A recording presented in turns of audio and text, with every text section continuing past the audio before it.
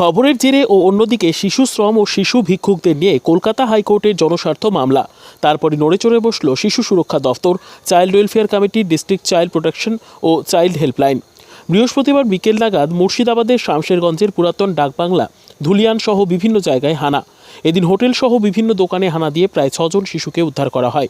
CWC Murshidabad জেলা chairman Soma Bhowmik বলেন, শামশেরগঞ্জের ধুলিয়ান সহ বিভিন্ন এলাকা থেকে শিশু শ্রম নিয়ে বিভিন্ন অভিযোগ পেয়েছিলাম, তার ভিত্তিতেই এই হানা। যদিও বেশ কিছুদিন আগেই পুরাতন ডাকবাংলা বিডিও অফিসের সামনেই শিশু শ্রম দিয়ে করানো হচ্ছিল রাস্তার কাজ, সেই খবরই তুলে ধরে আমাদের চ্যানেল। তারপরে শিশু শ্রম ও শিশু ভিক্ষুক নিয়ে কলকাতা হাইকোর্টে জনস্বার্থ মামলা করেন মুর্শিদাবাদের তরুণ তুর্কি আইনের ছাত্র ও কলকাতা হাইকোর্টে প্র্যাকটিসরত মাসুদ শেখ। 11ই ডিসেম্বর প্রথম শুনানির দিনে রাজ্যের কাছে রিপোর্ট তলব করে হাইকোর্ট। পাশাপাশি কলকাতা হাইকোর্টের প্রধান বিচারপতি বলেন, শিশু ভিক্ষুকের পেছনে বড় একটা র্যাকেট কাজ করছে। শিশু শ্রম ও শিশু ভিক্ষুক নিয়ে জনস্বার্থ মামলার দ্বিতীয় শুনানি জানুয়ারি মাসে রয়েছে।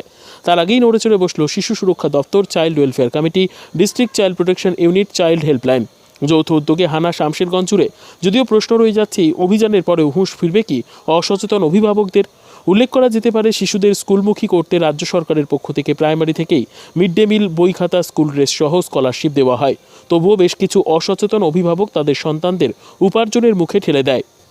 ছোট ছোট শিশুদের স্কুলমুখী করতে ও অসচেতন অভিভাবকদের ব্যাপক হারে সচেতন করতে ব্লক থেকে শুরু করে অঞ্চল স্তরে শিশু শ্রম ও শিশু ভিক্ষুক নিয়ে সচেতনতামূলক শিবিরের উদ্যোগ নিতে হবে প্রশাসনকে। তবেই কিছুটা হলেও শিশু শ্রম বা শিশু ভিক্ষুক কমানো যেতে পারে। এই বিষয় নিয়ে প্রশাসনকে আরও তৎপর হতে হবে। মুর্শিদাবাদের শামশেরগঞ্জ পিছিয়ে পড়া এলাকা, বিভিন্ন জায়গায় অসচেতন অভিভাবকরা তাদের শিশুদের বিভিন্ন কাজে পাঠান। যদিও এই অভিযান থাকলে কিছুটা হলেও শিশু শ্রম বা শিশু ভিক্ষুক কমানো যাবে। ব্যুরো রিপোর্ট, দিনরাত স্টার নিউজ। কি হয়েছে ঘটনাটা? আপনারা কি শিশুদের দিয়ে হোটেলে কাজ করেছিলেন? কি বিষয়? ওর মা অসুস্থ, যে ও একজন এসে রেখে গেল, যে বললো যে আমাদের ছেলেটার এখন মা অসুস্থ, অপারেশন হলো কদিন আগে, তার জন্য রাখা হয়েছিল। বাচ্চা ছেলে রাখি না? আমার তো বাচ্চা ছেলে নেই, আমাদের শুধু ওই একটাই আছে। কোন হোটেলে? সিনজির হোটেল। কটা মানে এখান থেকে শিশু কটা মানে উদ্ধার হয়েছে? কজন উদ্ধার হয়েছে এখান থেকে? একটা কটা পেয়েছে? একটা বাচ্চা। বাচ্চাগুলো কোথায় নিয়ে যাওয়া হলো? সারারে বলতে হবে কোথায় নিয়ে যাবে, আমরা কি করে বলবো কোথায় নিয়ে গেল? হোটেলের মালিক কোথায়? মালিক নিয়ে গেল। আপনি কে? আমরাই দোকানের স্টাফ। আপনার নাম? আমার নাম মুন্না। এই জায়গাটা কোথায়? ডাকবাংলা। অফিসার এসেছিলেন, এটা একটা ভালো কাজ। তবে অনুরোধ করব, প্রত্যেকটা যে কোনো জায়গাতে যারা বেশি বেশি করে বাচ্চারা কাজ করছে, সব জায়গায় খতিয়ে দেখে এইটা রেটটা করলে খুব ভালো হয়। এই যে এত চাইল্ড যারা মানে শিশুরা কাজ করছে, মানে এর পিছনে কি বুঝতে পারছেন কেন শিশুরা কাজ করছে? তার মানে দেশে কাজ নাই, গরিব অসহায় যারা বিড়ি 1000 বিড়ি বেঁধে খাওয়াচ্ছে, বাচ্চা কাচ্চা বেশি, এই জন্যে বাবা মার অভাবের জোর তাড়নায় পেটের দায়ে কাজ করতে পাঠিয়ে দিচ্ছে বাচ্চাদেরকে, অন্য কিছু ব্যাপার না। অভাব না থাকলে তো নিজের শিশুকে কেউ পাঠাবে না।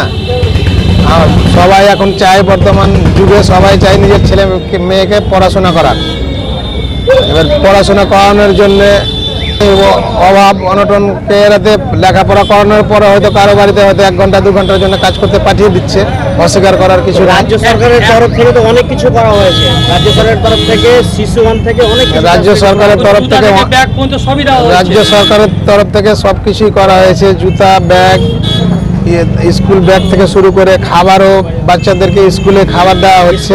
স্কলারও দেওয়া হচ্ছে। মা বাবাদের উচিত কি স্কুলে পাঠানো, কেন স্কুলে গিয়ে কেউ না খেয়ে থাকবে না, তার জন্য তো সরকার খাওয়ারও ব্যবস্থা করেছে। স্কুল ড্রেস থেকে শুরু করে জুতো থেকে শুরু করে সব রকম সরঞ্জাম বাচ্চাদের স্কলারশিপও দেওয়া হচ্ছে, যেন লেখাপড়ার জন্য আরও অন্য নিত্য নতুন খরচার জন্য স্কলারশিপও যারা দেওয়া হয়েছে।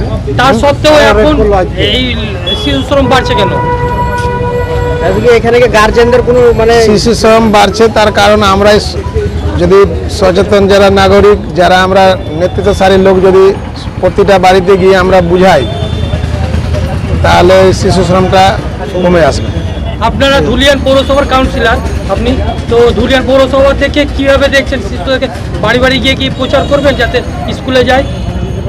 প্রতিটা কাউন্সিলর এবং চেয়ারম্যান, ভাইস চেয়ারম্যানকে সকলকে প্রতিটা বাড়িতে যাওয়া উচিত, যে বোঝানো উচিত যেখানে সরকার আমাদের ব্যবস্থা করেছে স্কুলে গেলে খাওয়া দাওয়া দেওয়া হবে, ড্রেস দেওয়া হবে, জুতো দেওয়া হবে, স্কলারশিপ দেওয়া হবে, তাহলে স্কুল না যাওয়ার পেছনে তো কোনো কারণ দেখতে পাচ্ছি না। শাহজাহান মহল্লার কাউন্সিলর, ওয়ার্ড নম্বর 12। সেন্ট্রালাইজ যে আমাদের সিস্টেম আছে চাইল্ড হেল্পলাইন, সেখানে কমপ্লেন এসেছিল যে এখানে প্রচুর চাইল্ড লেবার রয়েছে এবং বিভিন্ন ধরনের মানে হ্যাজার্ডাস ওয়ার্কের মধ্যে বাচ্চারা এখানে ইনভলভ, তারা পড়াশোনা করছে না এবং তারা বিভিন্ন ধরনের অপুষ্টিতে ভুগছে, এই ধরনের আমাদের কাছে ইনফরমেশন ছিল। তার উপর ভিত্তি করে আমাদের labour department, CWC, district child protection unit, child helpline সকলে মিলে আমাদের এই আজকে যেটা অফিসিয়ালি আমরা আজকে একটা রেড আমরা এখানে করলাম। আমরা আজকে প্রথমেই ডাকবাংলো মোড়ে আমরা করেছি, হোটেল থেকে আমরা পেয়েছি, তারপরে বিড়ির একটা কারখানা আছে ওখান থেকে আমরা পেয়েছি, এখানে হলুদের ফ্যাক্টরি থেকে পেয়েছি। এইরকমভাবে আমরা প্রায় 6 জন ছেলেকে আমরা রেস্কিউ করলাম। তারপরে আমরা চাইবো এই ছেলেগুলো আবার যাতে মূল স্রোতে ফিরে যায় বাচ্চাদের, এটাই আমরা চাইবো। যাদের মা বাবা, এর মধ্যে একটা ঝাড়খণ্ডের বাচ্চাও রয়েছে, যাদের মা বাবার ক্ষমতা নেই তাকে সরকার বিভিন্ন ধরনের স্কিমের মাধ্যমে যুক্ত করে তার যাতে পড়াশোনার কোনো ক্ষতি না হয় সেটা কিন্তু আমরা দেখব। এবং এখানে কিন্তু আমরা যে বাচ্চাগুলোকে পেয়েছি প্রত্যেকের বয়সই 14-র নিচে, এবং সেখানটাতে আমরা কখনোই চাইবো না, রাইট টু এডুকেশন অ্যাক্ট অনুযায়ী 14 বছরের নিচে কেউ স্কুলের বাইরে থাকবে না। আমাদের প্রতিটা বাচ্চাই যাতে স্কুলে যায় এবং স্কুলে যাতে আবার তারা কন্টিনিউ করে এবং নিজের পায়ে দাঁড়ায়, সেই জন্য আমরা এখানে সমস্ত ফলো আপ করবো এবং তাদের পরিবারের সাথেও কথা বলবো যে কোথায় কি অসুবিধা হয়েছে। অসুবিধা যদি কোথাও কিছু থেকে থাকে আমরা তাদের পাশে থাকবো এবং আমরা তাদের সরকারি বিভিন্ন স্কিমের মাধ্যমে যুক্ত করে তাদেরকে আমরা মূল স্রোতে ফিরিয়ে আনবো শুধুমাত্র। এবং আপনাদের কাছে অনুরোধ, আপনারাও এই ধরনের প্রচার করুন এবং আমরাও আমাদের প্রশাসনের পক্ষ থেকে প্রচার আমরা জারি রাখবো। যে সমস্ত মালিকদের নোটিশ দেওয়া হলো তারা আমাদের সিডাব্লিউসিতে আসবে, সেখানে এসেও তাদেরকেও আমরা বলবো কিভাবে তিনি নিজেও রাখবেন না এবং কাউকে রাখতেও দেবেন না। এই ধরনের প্রচার আমরা গোটা জেলা জুড়েই করছি। আজকে এখানে আমাদের আজকে শেষ দিন, আজকে পঞ্চম দিন, এখানে আজকে পঞ্চম দিন, এখানে কিন্তু আমরা এইভাবেই আমরা কাজ করছি।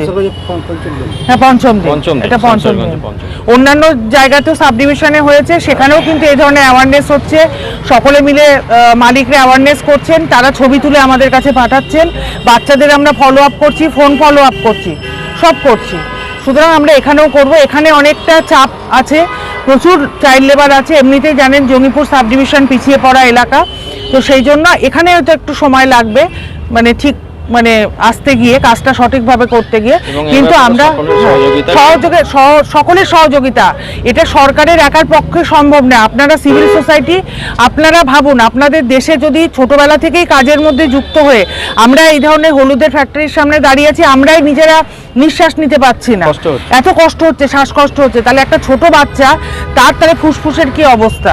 এইরকম ভাবে যারা চাইল্ড লেবার আছে, আমাদের এই ব্যাপারে স্টাডি করা আছে, তারা বেশি দিন বাঁচে না, বিভিন্ন ধরনের তাদের রোগের তারা শিকার হয়ে যায়। তো সুতরাং এইরকমভাবে আমরা কোনো একটা ছোট বাচ্চার জীবন আমরা শেষ করে দিতে পারি না। আমাদের যেটুকু ক্ষমতা আমরা সেইটুকুই আমরা করব। আপনাদের সহযোগিতা দরকার। আমি চেয়ারপারসন সিডাব্লিউসি মুর্শিদাবাদ, আমার নাম সোমা ভৌমিক। মূলত আমরা এখানে মোড়ের কাছাকাছি এবং পরবর্তীকালে আরেকটু বিড়ি ফ্যাক্টরির কাছে এবং এখানে হলুদ বাড়িতে আমরা এলাম। এখানে শিশু শ্রমিক হিসাবে আমরা যাদেরকে পেলাম সেগুলো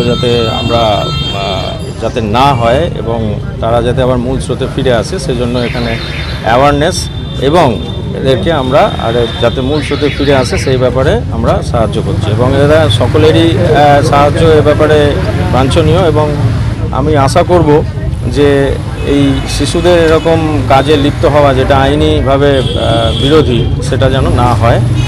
আর আমরা মোটামুটি এখন 6 জন শিশুকে রিকভারি করলাম। এরকম অন্যান্য সাব ডিভিশনেও হয়েছে। আমাদের এটা নিয়ে পঞ্চম দিন, জেলা জুড়ে চলছে। এবং ডাব্লিউসিডি যে কন্ট্রোল রুম স্টেট গভর্নমেন্টের, সেখান থেকে আমাদের এখানে কিছু কমপ্লেন আসে আমাদের ডিস্ট্রিক্ট চাইল্ড প্রোটেকশন ইউনিট এবং সিডাব্লিউসির কাছে কমপ্লেন আসে কন্ট্রোল রুম থেকে, যে এরকম বিভিন্ন রকমের শিশুদের বঞ্চনার ব্যাপারে এবং শিশু এরকম কাজকর্ম করে এরকম, অথবা অন্যান্য বিষয় শিশু পাচার ইত্যাদি বিষয়ে আমাদের যে ইনফরমেশান আছে সেই ইনফরমেশানের ভিত্তিতেও আমরা এগুলো জানতে পারি এবং স্বাভাবিকভাবে আমাদের এগুলো যাতে না হয় সেই হিসাবেই এই ইউনিট কাজ করে, জেলা শিশু সুরক্ষা ইউনিট কাজ করে এবং সিডাব্লিউসি কাজ করে এবং লেবার দপ্তর এবং অন্যান্য এবং পুলিশও এ ব্যাপারে আমাদের ভীষণভাবে হেল্প করে এবং জয়েন্টলি আমরা বিভিন্ন জায়গায় ইন্সপেকশন করি এবং শিশু যে শিশু রেস্কিউ যে কোনো রকমের শিশু রেস্কিউ সেগুলো আমরা জয়েন্টলি করি এবং শিশু সুরক্ষা কার্যালয় যে আছে জেলাতে সেটা এই ব্যাপারে কাজ করে, আমরা এগুলো করে থাকি। আপনার নাম? আমার নাম উজ্জ্বল সাহা, শিশু সুরক্ষা আধিকারিক, প্রাতিষ্ঠানিক দায়িত্বপ্রাপ্ত, জেলা শিশু সুরক্ষা কার্যালয়ের অফিস।